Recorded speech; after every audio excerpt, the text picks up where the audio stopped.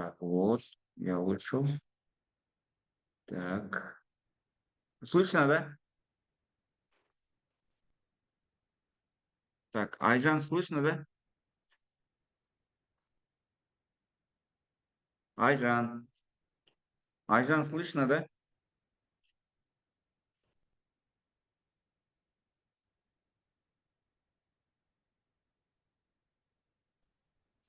Здравствуйте, еще раз нас слышно? Да-да, меня слышно? Да, вас тоже слышно. Все хорошо. Сейчас-то пока ждем. Так, а участники еще не пришли? Местные жители имеется в виду. Местные сейчас вот пару человек здесь сидят. Так, как мне сделать? Мне вот так провернуть, да? Вы, Ноутбук? наверное, да, Или как? поверните, чтобы у меня и в Zoom записывался процесс Вот так повернуть, регистрации. да? Ага, ага. А видео нужно, да, записывать тогда? Да-да-да, на телефон тоже запишите, пожалуйста. Чтоб Сейчас я тогда на попрошу всякий случай. кого-нибудь, чтоб Да. снимали, да? Хорошо, чтобы на всякий случай у нас и в Zoom, и так на телефоне был. Да, здесь сейчас где громкость дополнительно? Так, как можно вот это свернуть?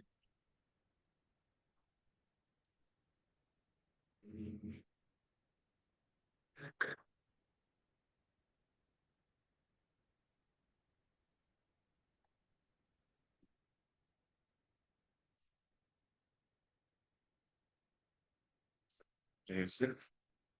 так, пока я подготовлю здесь. Дима тарих нагадит себе.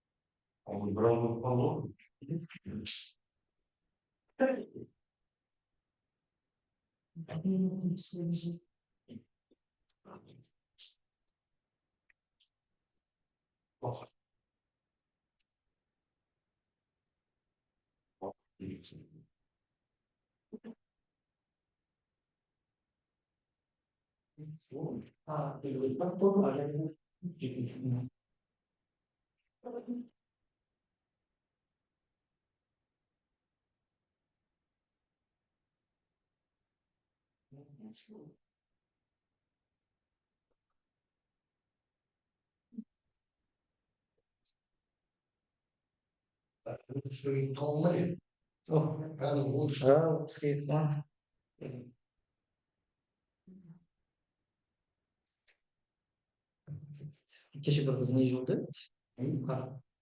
Председатель Международного правительства.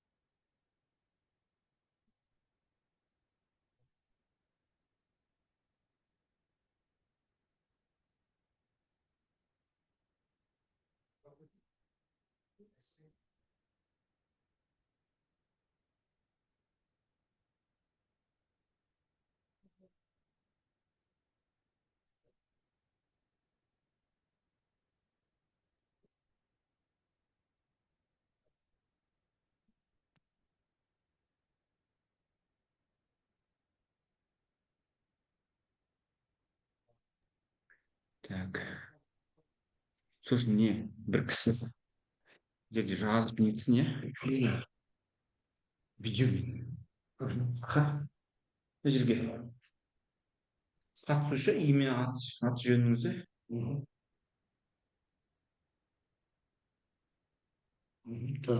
так секретарь кім сіз боласыз ба білмеймін заказчиктен дауыч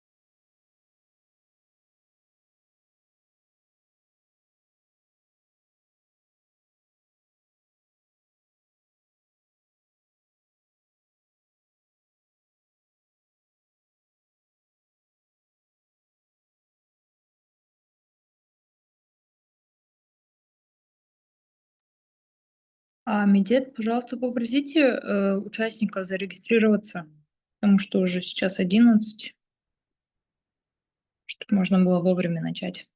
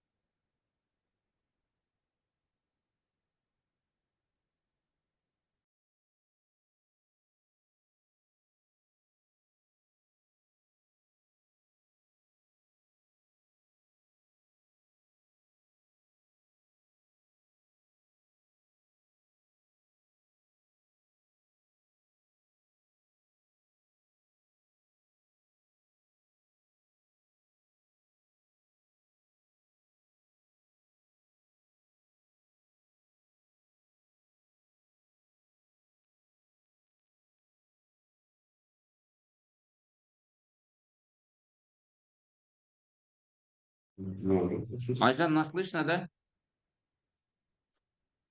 Айжан. Да, слышно. Ага, все хорошо. Только я отключусь. Да, в принципе, пусть бола берсін, иә? Я дался после второй версии. Аха, можете этот слайд уже включить. Сейчас уже 2 минут қалды ғой. Я қазір Мен безумие. председатель бәрін айтып таныстырып кеткеннен кейін қосамын ғой. Видеофиксация. Бәрін қосшы. Как мы нахрен нет қой. Мынаны баса саласыз ғой. Түптеп. Аха. Сіздауыз. Сізді қоясыз. Фамилияны жатқан болса, қатысқан адам. Екі жақта да түсіріп тұрамын ба? Қатыспай просто қол қоя салсыншы. Қатыспай қой. Керегі жоқ. Просто қол қоя салсыншы. Жоқ, апар. Апар, бере салайықшы. Ана дұрыс аласыз ғой, иә? Бірақ үзбей түсіресіз. Оны қоя. Басынан бастап қалай бастаймыз? Аха. Все. Свет жаға салып. Жаққа.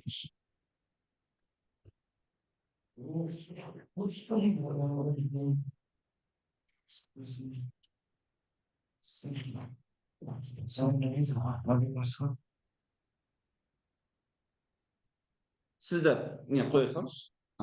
Тыңдаудың несі бар да? Тыңдау. Қатысушы. Қатысушы. Иә, тізім.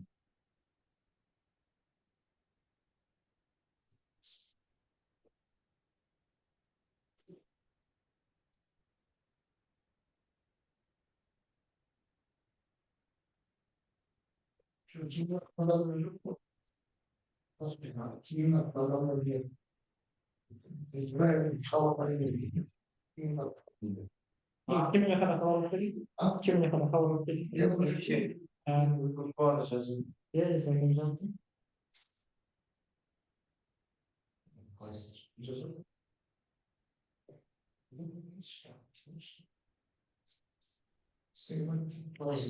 Айжан?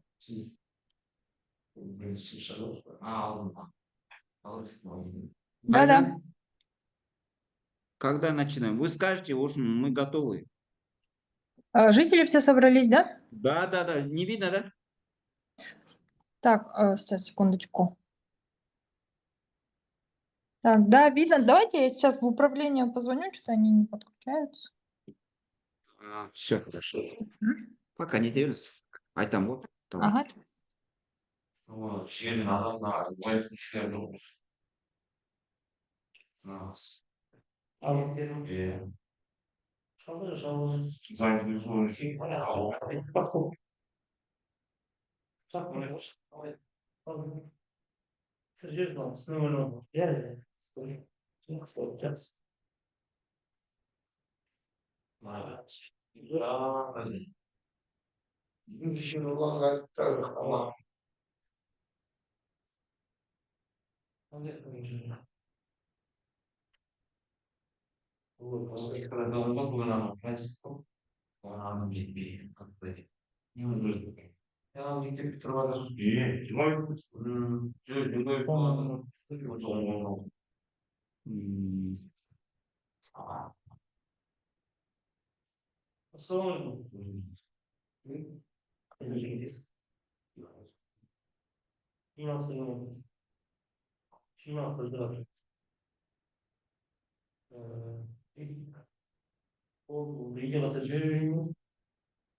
Видео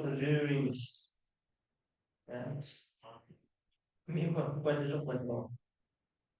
Хотела дополнить. Все пришли. Это Саша. Для этого завтра прислушаешь к этому?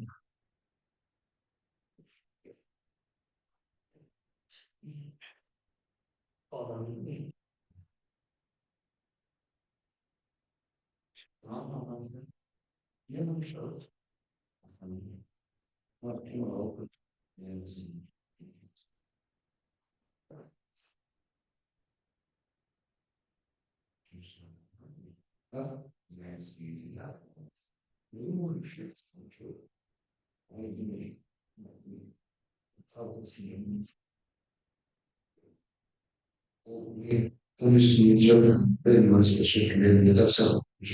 Так, микрофон нормально, да, слышно?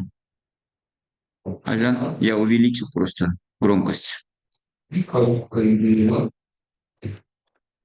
Айжан? Да.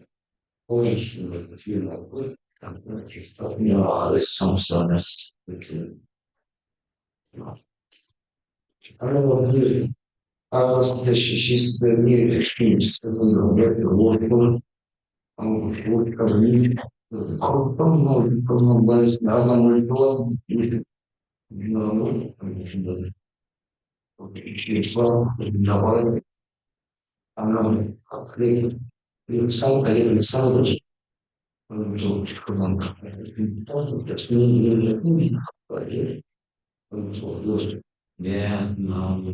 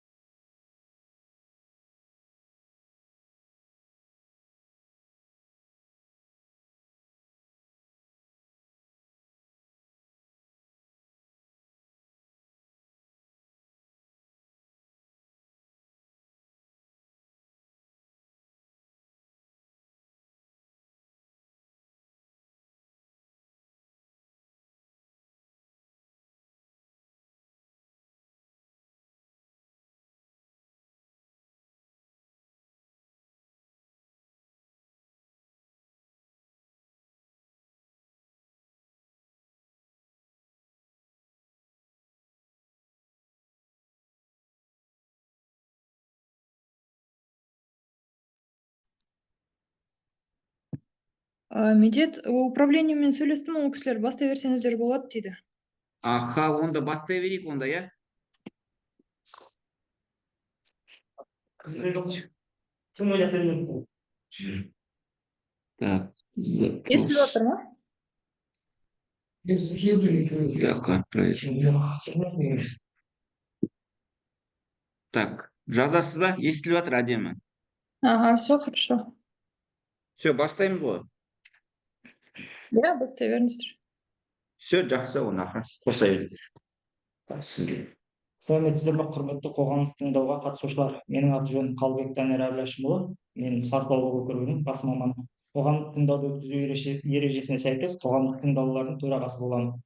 Бүгін 2023 жылдың 23 мамырында ашық жиналысқа әсер етуге экологиялық рұқсат алу шеңберінде Қазақстан Республикасының Ұлытау облысындағы 2025-2029 жылдар аралығына нөмірі 2736 ЕЛ лицензия алаңында қатты пайдалы қазбаларды барлау жоспарына жобалық құжаттамасы шығарылады. Қоғамдық тыңдау ашық деп жарияланады.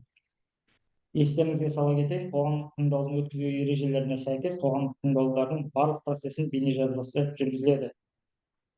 Қоғамдық тыңдаудың өткізу ережесіне сәйкес хатшыны сайлау қажет. Хатшы қоғамдық тыңдаулар хаттамасын мемлекеттік және орыс тілдерінде сапалы жасауға жауапты болады.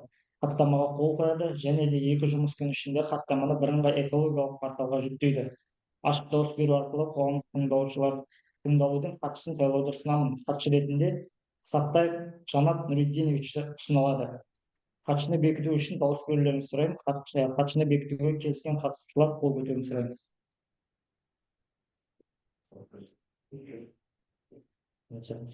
Құрметті қатысушылар, егер қарсы болмасаңыздар, онда қолдарыңызды көтеріп кетсеңіздер, ана видеода бәрі фиксировать етіледі. Хатшы сайлауға. Келесі күн тәртібі ұсынылады. Аталған жобаға қатысты материалды баяндама түрінде қарастырып берілген уақыт 15 минут. Сұрақ жауап қоғамдық тыңдау барысында барлық қатысушылар өз пікірлерін білдіріп және баяндамашыға сұрақ қоя алады. Берілген уақыт 10 минут. Қорытынды жасау және қоғамдық тыңдауды жабу. Берілген уақыт 5 минут. Дауыс беруіңізді сұраймын. Күн тәртібіне келіскен қатысушылар қолдарын көтеруін сұраймын. Қолдарын көтерсеңдер. күн тәртібі бекітілді. Тыңдаулардың төрағасы мен хатшысы тағайындалды. Баяндамашыларға сөз беремін. Қайырлы күн, құрметті қоғамдық тыңдау қатысушылары. Менің аты жөнім Рысбек Медет Бақытұлы. То Green Solution Associations фирмасының экологиялық жобалаушысы боламын. Так, слайд қосылды ғой, иә? Так, аша түспек қыламызды. Дыбыссыз режимға қойып сұрайын. Так, сіздерді Қазақстан Республикасының Ұлытау облысындағы 25-29 жылдарда аралығындағы нөмірі 2736 ел лицензиясы алаңында қатты пайдалы қазбаларды барлау жоспарларын экологиялық әсер ету рұқсат алу үшін құжаттары жиынтығына бойынша қоғамдық тыңдау баяндамасынан таныстыру рұқсат етіңіздер. Жоспарланған қызмет жүзеге асыру мақсатында 25-29 жылдар аралығындағы нөмірі 2736 ел барлау лицензиясы сәйкес блоктар шегіндегі геологиялық барлау жұмыстары кешенді жүргізіліп табылады. Әкімшілік жағынан жұмыстар жүргізу аумағы Қазақстан Республикасы Ұлытау облысы Ұлытау ауданында орналасқан. Слайдта жоспарланған қызмет учаскесін орналастыру ауданның сызбасы көрсетілген.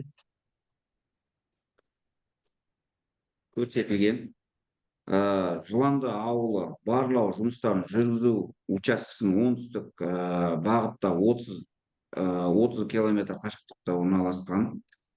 Қандықараш өзені қарастырылып отырған учаскесіндегі солтүстік бағытта 1 километр қашықтықта орналасқан. Учаскенің ресурстарын анықтау мақсатында слайдта көрсетілгенде келесі жұмыстарды жүргізу жоспарланады. Маусым алаңындағы жүргізу жоспарында геологиялық маршруттар, тау-кен жұмыстары, бұрғылау жұмыстары, сынама өңдеу және зертханалық зерттеулер. Жұмыстардың басталуы 25 жылдың 3-4 тоқсанында жоспарланған. Жұмыстың аяқталуы 30 жылдың 4 тоқсанында жоспарланған. Дала маусымының мамырдан қазанға дейін созылады. Жұмыстар вақтылық әдіспен ұйымдастырылады. Барлық жұмыстармен айналысатын қызметкерлердің жалпы саны 30 адамды құрайды. Әрі қарай қоршаған ортаны жеке компоненттерін егжей-тегжейлі әсер етуін қарастырамыз. Жалпы негізі бұл қоршаған ортаға 3 түрлі факторларға әсер етеді. Мысалға, бірінші ауа, су және топырақ және қатты қалдықтарға бөлінеді. Соған кішігірім тоқталып өтсек, ауа ортасында әсер ету атмосфералық ауаға эмиссиялар, барлау жұмыстарын жүргізу кезеңінде атмосфераға ластауыш заттардың шығындары көлемі бірінші дала маусымында 25 жылға 13,63 тонна болады. Екінші дала маусымында 26 жылға 10 тонна 99, 10,99 тонна. Және үшінші дала маусымында 27 жылы ол 10,99 тоннаға 99 болады.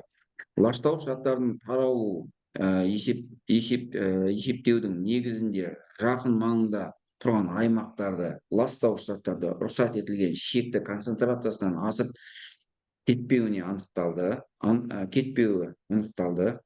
Ластаудың максималды деңгейі қысқа мерзімде болады және тікелей алаңда жасалады. Атмосфералық ауаға әсерді азайту мақсатында мынандай іс-шаралар жүргізіледі. Шаңды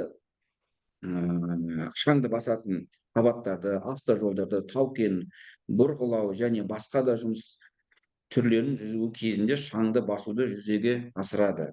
Жұмыстарды жүргізу заманауи әдістермен және технологиялар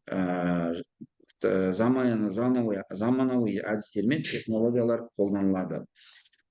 Қарастырылып отырған объектінің атмосфералық ауаға әсерін бағалау рұқсат етілген деп сипатталады.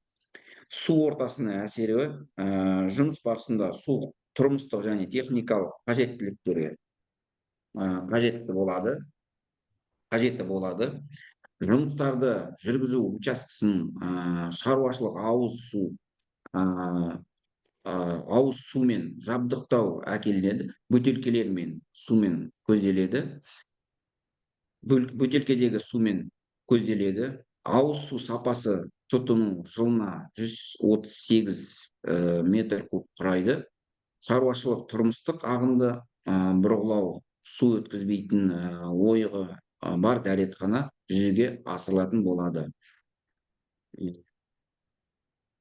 Шұңқырдағы жиналған ағындылар қажетті қарай шартты негізде мамандандырылған ұйымдарға берілетін болады. Жұмыстарды жүргізу учаскесін техникалық сумен жабдықтау пайдаланушы тұтумен шарты бойынша әкелетін сумен көзделеді. Техникалық сапалы судың тұтынуы 25 жылға 1727,84 куб болады. 26-27 жылдары 463,48 метр кубқа дейін болады. Техникалық сапалы су келесі мақсатта пайдаланады. Ұңғымаларды бұрғылау кезінде жуу сұйықтығын пайдалану, шаңды басу болады.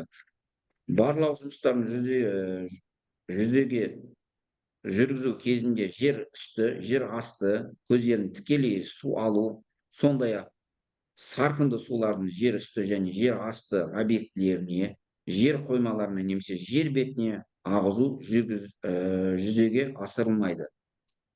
Қатты пайдалану қазбалар барлау бойынша жоспарларын жұмыстарын су қорғау аймақтары мен су объектілерінің белдеулерінен тыс жерге жүргізілетін болады. Су ортасында әсері азайту мақсатында келесі іс-шаралар көзделген. Техникалық қызмет көрсету қарастырылып отырған учаскеде тыс техникалық байқаулар станцияларында жүргізіледі. Жер үсті, жер асты су объектілеріне, жер қоймаларына немесе жер бетіне ағынды суларды немесе басқа суларды төгу болмайды. Жер учаскелерінде автокөлік және басқа механизмдерді жуу болмайды. Қарастырылып отырған объекттің су ортасында әсері бағалау рұқсат етілді деп саналады, сипатталады.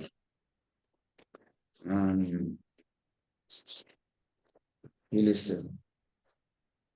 Қалдықтардың түрлері, сипаттамалары және саны түрлері ақпарат қалдықтарын. Жоспарланған қызметті жүзеге асыру нәтижесінде қалдықтардың екі түрі пайда болады. Аралас коммуналдық қалдық жылдық пайда болу көлемі 7,95 тонна құрайды. Сүңгушілер сүрту арналған мақта, сүзгі материалдар, қауіпті материалдармен ластандырылған қорғауыш киімдермен жылдық пайда болу көлемі 0,381 тоннаға құрайды. Барлық қалдықтар пайда болу орны арнайы белгіленген жерге жиналады. Жинақталуына қарай бұл қалдықтарды шартты негізі мамандандырылған ұйымдарға берілетін болады. Бұл шешімдер ұйымдастырылмаған қалдықтар орнына пайда болуын болдырмайды. Жер қойнауы мен топырақ әсері, қоршаған ортаға әсер ету, тау-кен және бұрғылау жұмыстарын жүргізу кезінде топырақ жамылғысының бұзылуымен жүзеге асырылады. Әсер ету қысқа мерзімде және жергілікті болады. Қоршаған ортаға әсері азайту мақсатында келесі іс-шара көзделеді. Қалдықтарды уақытша жинау арнайы белгіленген орындар мен контейнерлерге көзделеді. Бұл шешімді ұйымдастырылмаған қалдықтар орнына пайда болуын болдырмайды.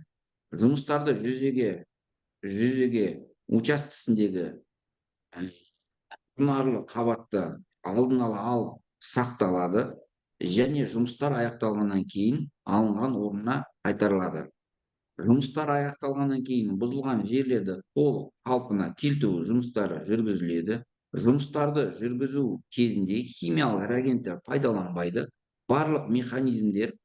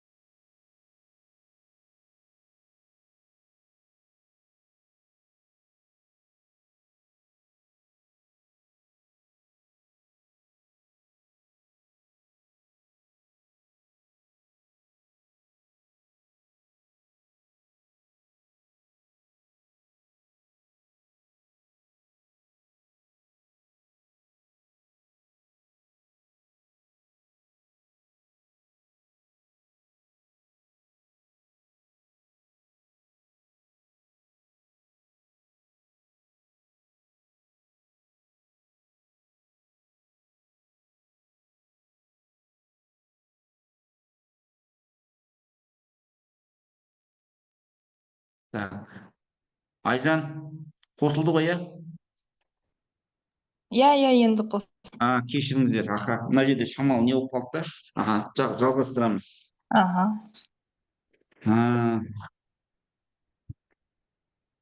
Барлық қалдықтар кешіріңіздер, жер қойнауы мен топырақ әсері қоршаған ортаға әсер ету тау-кен бұрғылау және жұмыстарын жүргізу кезінде топырақ жамылғысының бұзылуымен жүзеге асырылады. Әсер ету қысқа мерзімде және жергілікті болады. Қоршаған ортаға әсер ету мақсаты кезінде іс-шаралар көзделген. Қалдықтарды уақытша жинау арнайы белгіленген орындарға, контейнерлерге көзделеді. Бұл шешімді ұйымдастырылмаған қалдықтардың орнына пайда болмауын болдырмайды. Жұмыстарды жүргізу учаскесіндегі құнарлы қабат алдын ала алынып сақталады және жұмыс аяқталғаннан кейін алынған орнына қайтарылады. Жұмыстар аяқталғаннан кейін бұзылған жерлерді толық қалпына келтіру жұмыстары жүргізіледі. Жұмыстардың жүргізу кезінде химиялық реагенттерді пайдаланылмайды. Барлық механизмдер мен май ұстайтын поддондар қамтамасыз етіледі. Жұмыстар жүргізілгеннен кейін учаскелердің өндірістік барлық механизмдер, жабдықтар мен қалдықтар жойылады. Қарастырылып отырған объектінің жер қойнауы мен топырағы әсер ету бағалау рұқсат етіледі деп сипатталады. Өсімдіктер мен жануарлар әлеміне әсері. Енді бұл жерде қысқа айтып өтетін болсақ, жұмыс жүргізу учаскесінде жануарлар мен дүниесін қорғау, өсімін молайту және пайдалану туралы заңына сәйкес Қазақстан Республикасының Қызыл кітабына енгізілген жануарлардың сирек кездесетін және жойылып кету қаупі төнген түрлері табылған жағдайда олардың Қазақстан Республикасы заңына сәйкес сақталу қамтамасыз етіледі. Сондай-ақ қазіргі уақытта Қазақстан Республикасының жануарлар дүниесін қорғау, өсімін молайту және пайдалану туралы заңның 12 бабы 2 және 5 тармақшаларының талаптарын сақтау қамтамасыз ету жөніндегі іс-шаралар жүзеге асыру үшін бөлінген қаражат Қазақстан Республикасының экологиялық және табиғи ресурстары министрінің орман шаруашылығы және жануарлар дүниесі комитетінің келісу жүзеге асырылып жатқан хабарлаймыз. Адамдардың өміріне және денсаулығына, олардың өмір сүру және қызмет ету жағдайларының әсері әсері. Жоғарыда айтылған жұмыстардың жүргізілуі халықтың денсаулығына нормативтен тыс әсер етпейді. Өйткені жүргізілген есептеулер негізінде тұрғын үй аймағының шекарасында атмосферада ластаушы заттардың шекті концентрациясының асып кетуі анықталған жоқ. Объектінің қызметі болатын әлеуметтік экономикалық салалардың болжамы қолайлы, жоспарланған қызмет іске асыру және жұмыс орындарын құруға мүмкіндік береді. Қауіпсіздік техникалық, өндірістік, санитарлық, өртке қарсы қауіпсіздік нормалары мен ережелері сақталу жоспарланған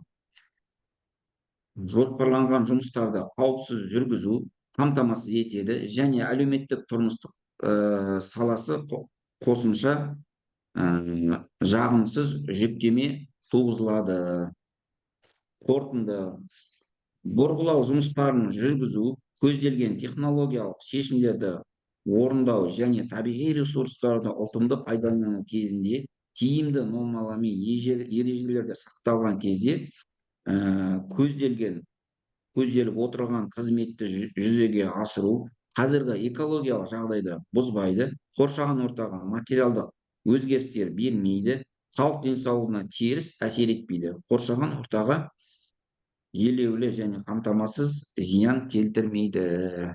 Осымен доклад аяқталды. Егер сұрақтарыңыз болса, Баяндамаңызға рахмет. Талқылауға көшеміз. Қатысушылар баяндамашыға сұрақтар қоя алады. Қатысушылар сұрақ қоймас бұрын өздерін таныстырып сұрайын.